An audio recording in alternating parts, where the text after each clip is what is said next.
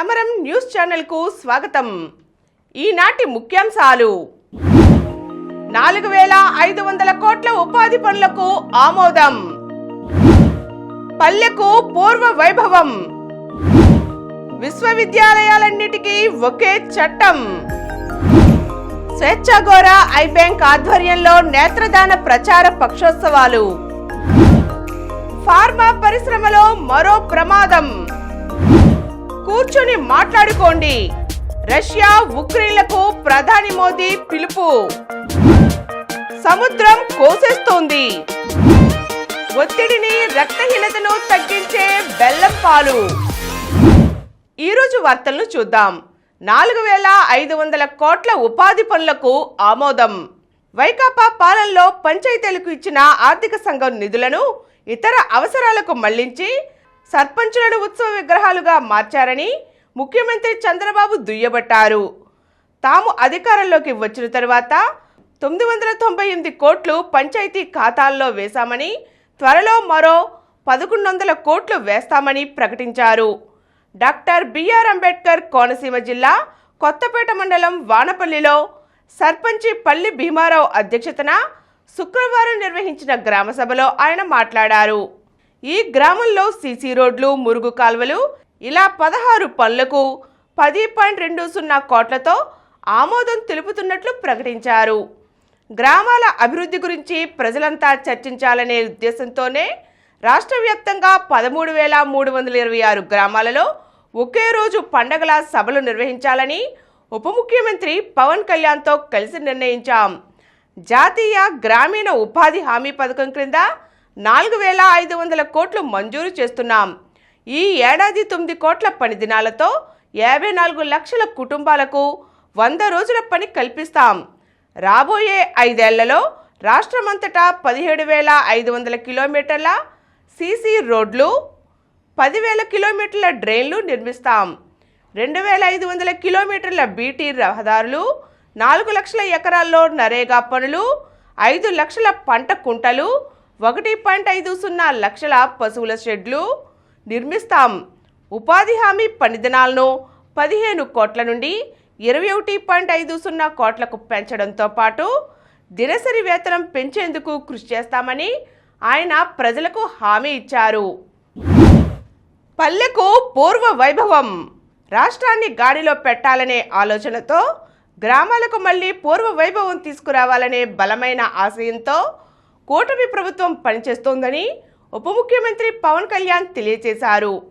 పల్లెలన్నీ ఆర్థికాభివృద్ధి, స్వయం సమృద్ధి పొందేలా పటిష్టమైన ప్రణాళికను గ్రామస్తులే రూపొందించుకోవాలనే ఉద్దేశంతో రాష్ట్ర వ్యాప్తంగా ఒకేసారి 13,326 గ్రామ సభల నిర్వహణకు శ్రీకారం చుట్టామని ప్రకటించారు.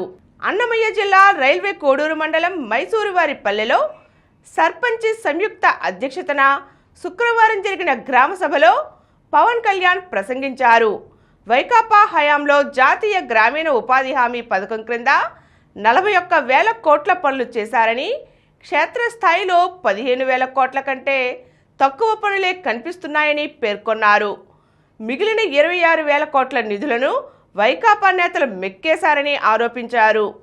కేంద్రం నుంచి వచ్చిన నిధులు ఏమయ్యాయి, ఎంత ఖర్చు చేశారో తెలియడం లేదని, దీనికి కారణం గ్రామ సభలు నిర్వహించకుండా, సర్పంచులకు కూడా చెప్పకుండా ఇష్టారాజ్యంగా పనులు చేయడమేనని స్పష్టం చేశారు.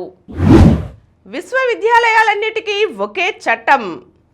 రాష్ట్రంలోని విశ్వవిద్యాలయాలన్నిటికీ కలిపి కూటమి ప్రభుత్వం ఒకే చట్టాన్ని తీసుకురాబోతోంది. ఈ మేరకు ఏపీ విశ్వవిద్యాలయాల చట్టానికి భారీగా మార్పులు చేయనుంది. ఉన్నత విద్యాశాఖ పరిధిలో 20 విశ్వవిద్యాలయాలు ఉండగా వీటికి వేర్వేరు చట్టాలు ఉన్నాయి.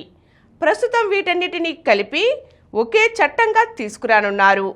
చట్ట సవరణ చేసే బాధ్యతను ప్రభుత్వం ఉన్నత విద్యా మండలికి అప్పగించింది. డిసెంబర్లోపు కొత్త చట్టం రూపకల్పన చేయాలని ఆదేశాలు జారీ చేసింది. ఆర్జీయూకేటీ, పద్మావతి మహిళా, ద్రవిడ, జేఎన్టీయూలు, క్లస్టర్, ఉర్దూ విశ్వవిద్యాలయాలకు వేర్వేరు చట్టాలు ఉన్నాయి. మిగతా సాధారణ విశ్వవిద్యాలయాలకు ఒక చట్టం అమల్లో ఉంది. వీటిని ఒకే చట్టం పరిధిలోకి తీసుకువస్తే ఏపీ విశ్వవిద్యాలయాల చట్టంగానే పరిగణిస్తారు. ఇందులోనే ఆయా వర్సిటీల ప్రాధాన్యాన్ని గుర్తించేలా అధికారాలు ఉంటాయి. ఫార్మా పరిశ్రమలో మరో ప్రమాదం. అనకాపల్లి జిల్లా పరిధిలోని ఫార్మా పరిశ్రమల్లో వరుస ప్రమాదాలతో జనం ఉలిక్కిపడుతున్నారు. అచ్యుతాపురం సెజ్లోని ఎసెన్షియా ఫార్మా పరిశ్రమలో ప్రమాద ఘటన మరవకముందే పరవాడలోని జవహర్లాల్ నెహ్రూ ఫార్మాసిటీలోని సివర్జిన్ యాక్టివ్ ఇంగ్రీడియంట్స్ యూనిట్ 3లో గురువారం అర్ధరాత్రి 12:30 గంటల సమయంలో ప్రమాదం చోటు చేసుకుంది. ఈ ఘటనలో ఒక కెమిస్ట్, 3 హెల్పర్లకు తీవ్ర గాయాలు అయ్యాయి. ఒకరి పరిస్థితి ఆందోళనకరంగా ఉంది. పరవాడ పోలీసులు, కర్మాగారాల శాఖ, పీసీబీ అధికారులు తెలిపిన వివరాల ప్రకారం సినర్జిన్ కంపెనీలోని 6,000 లీటర్ల సామర్థ్యం గల రియాక్టర్ వద్ద విజయనగరం జిల్లా వంగర మండలం కోనంగిపాడుకు చెందిన కెమిస్ట్ కొవ్వాడ సూర్యనారాయణ, జార్ఖండ్కు చెందిన హెల్పర్లు విధులు నిర్వహిస్తున్నారు. వీరంతా రియాక్టర్ లోపల మ్యాన్హోల్ వెంబడి లోసార్జన్ అనే రసాయన పొడిని స్కూప్ సాయంతో కాకుండా ఒకేసారి డబ్బాలతో వేసేస్తున్నారు. డబ్బాలో ఉన్న ప్లాస్టిక్ కవర్ రియాక్టర్కు తగిలి స్థిర విద్యుత్ ఉత్పత్తి అయ్యింది. దీంతో రియాక్టర్ లోపలున్న రసాయనాలు మ్యాన్హోల్ వెంబడి పెద్ద ఎత్తున బయటకు వచ్చి అక్కడున్న నలుగురిపై పడడంతో వారికి తీవ్ర గాయాలు అయ్యాయి.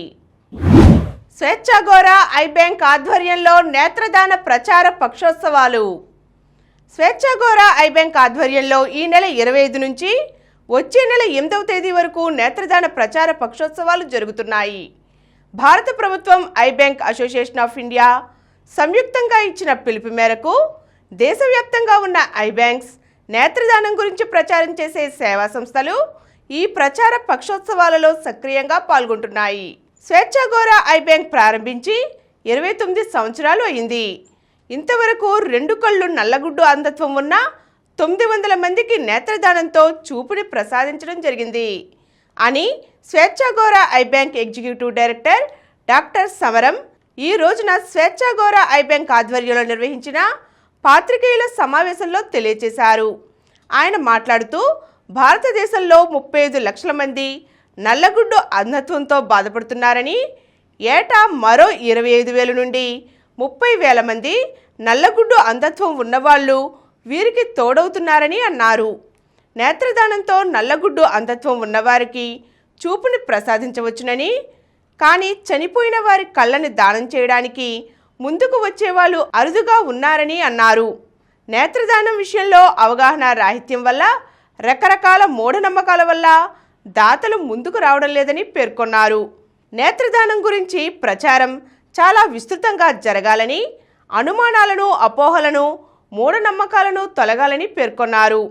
దీనికోసం స్వేచ్ఛాగోర ఐ బ్యాంక్ ఎంతకాలం నుండో కృషి చేస్తోందని, ఈ నెల 25 నుంచి పక్షం రోజులు జరిగే వివిధ కార్యక్రమాలలో ప్రజల్ని చైతన్యవంతుల్ని చేయడానికి కృషి చేయడం ఉంటుందని అన్నారు.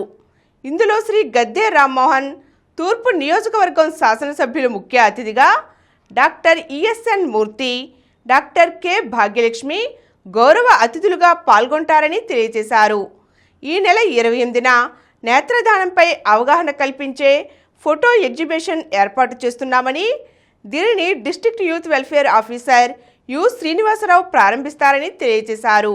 స్కూలు, కాలేజ్ విద్యార్థులకు ఈ నెల 29న నేత్రదానం ప్రాముఖ్యతపై వ్యాసరచన పోటీలు, 30న చిత్రలేఖనం పోటీలు, వచ్చే నెల 2న స్లోగన్ పోటీలు, 3న పాటల పోటీలు, 4న క్విజ్ పోటీలు జరుగుతాయని పేర్కొన్నారు. 5వ తేదీన అంధ విద్యార్థులకు ఆటల పోటీలు ఉంటాయని, అందరూ పాల్గొనాలని కోరారు. ఈ కార్యక్రమాలన్నీ కూడా నాస్తిక కేంద్రంలో నిర్వహింపబడతాయని, వివరాలకు 9704020303 నంబర్ను సంప్రదించవచ్చునని పేర్కొన్నారు. ఈ పాత్రికేయుల సమావేశంలో వాసవ్య మహిళా మండలి అధ్యక్షురాలు డాక్టర్ బి కీర్తి, మెడికల్ డైరెక్టర్ డాక్టర్ పి దీక్ష, డాక్టర్ మారు, శ్రీ నియంత తదితరులు పాల్గొన్నారు. సముద్రం కోసేస్తోంది. రాష్ట్ర వ్యాప్తంగా 48 చోట్ల తీరం కోత తీవ్రంగా ఉందని తీర ప్రాంత జాతీయ పరిశోధనా కేంద్రం తెలియజేసింది. 5 చోట్ల ఈ కోత మరీ ఎక్కువ. శ్రీహరికోట, గోదావరి, కృష్ణా నదులు సముద్రంలో కలిసే చోట, కోరింగ అభయారణ్యం సమీపంలో ఉప్పాడ వద్ద కోత తీవ్రత ఎక్కువగా ఉంది. రాష్ట్రంలో మొత్తం తీర ప్రాంతంలో 29% కోతకు గురవుతున్నట్లు లెక్క తేలింది. 3 మీటర్లకు మించి సముద్ర కోత ఉంటే తీవ్రత ఎక్కువగా ఉన్నట్లు పరిగణిస్తారు. నదులకు అడ్డుకట్టలు కట్టడం వల్ల నదుల్లోంచి వచ్చి సముద్రంలో చేరే ఇసుక తగ్గిపోతోంది. మరోవైపు గతంలో కన్నా తుఫానులు, కెరటాల తీవ్రత పెరిగిపోయాయి.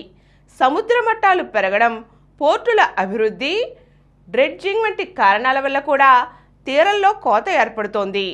కోత ఏర్పడ్డ చోట తొలగిన ఇసుక మరికొన్ని చోట్లకు మేటలుగా ఏర్పడుతోంది. పోర్టులకు ఉత్తరం వైపున తీరం కోత ఏర్పడుతోంది. దక్షిణం వైపున కొత్త బీచ్లు ఏర్పడుతున్నాయి. కూర్చుని మాట్లాడుకోండి. ఉక్రెయిన్లో శాంతి పునఃస్థాపన కోసం జరిగే ప్రతి ప్రయత్నంలో క్రియాశీలక పాత్ర పోషించేందుకు భారత్ సిద్ధంగా ఉందని ప్రధాని నరేంద్ర మోదీ తెలియజేశారు.